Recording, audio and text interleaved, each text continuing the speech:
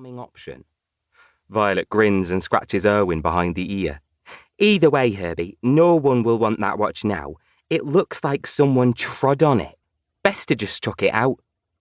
Chuck it out? I splutter, hardly able to believe my ears. You mean throw it away? Of course, Vi replies. It's useless. Don't tell me you're going to keep it. I hold up the watch and turn it in the light.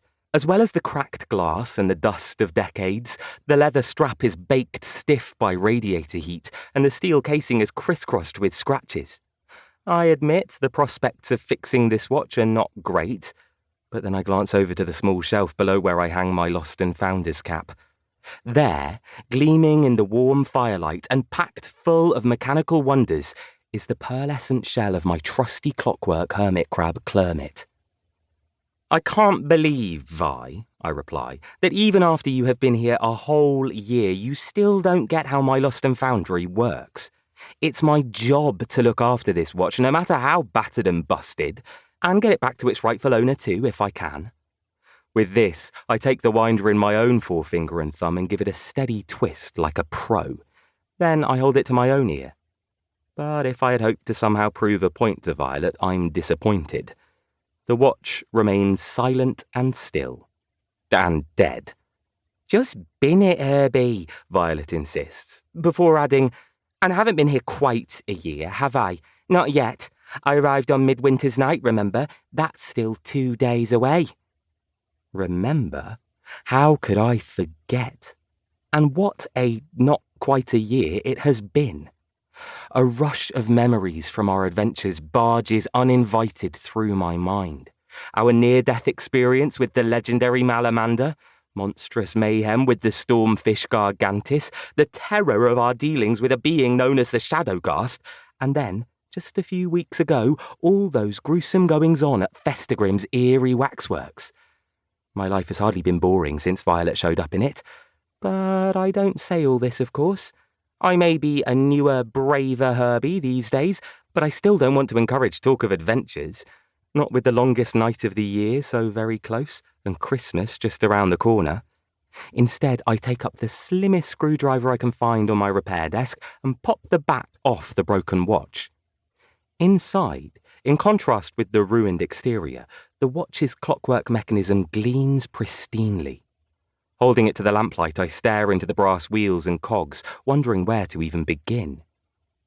But, comes Violet's voice again, exciting though my time here has been, what was the point of it all? I look up to find that it's Violet's turn to stare into space now, her excited mood suddenly gone, her eyes bright inside her hair. Prrrp, says Erwin. A year, Violet exclaims. A year since I came here to find my parents, Herbie, and found instead you. An Eerie-on-Sea and a whole new life of adventure and magic, and yet, wonderful though it has been, I'm no nearer to solving the mystery of my parents' disappearance than I was that first night. So maybe in the end, this amazing year has all been for nothing after all. It's not nothing, I say, just as Violet did a moment ago. I mean, you came to find your parents, Vi, and found yourself instead, like a character in a book or something. That's a bit corny, Herbie. Yeah, well, I turn back to the watch. It's still true. And then I see it. A tiny, sparkling grain of sand lodged between two cogs. I take my screwdriver and, as delicately as I can, I push the grain of sand out of the watch mechanism. Instantly, I'm rewarded with the sound of a tick and the sight of tiny brass cogs moving again after however long it has been. There! I close the watch and hand it to Vi. Now, if you'll set the correct time, please, I'll write out a lost and found label and... Hey! I shout this last bit because Violet suddenly jumps out of her hair, scattering Erwin all over the room. Herbie! She cries. The time! Have you forgotten what we're doing tonight? We're going to be late! In a moment, she has set the watch, buckled it onto her wrist, and is pulling on her coat. I do a shudder. I can't help it. I haven't forgotten what we're doing tonight, but I was hoping Violet had. Don't look like that! Violet grins as she winds her scarf around her neck. We promised, and judging by the weather outside, it's the perfect night for it. That's what worries me. I reach for my own coat, trying not to...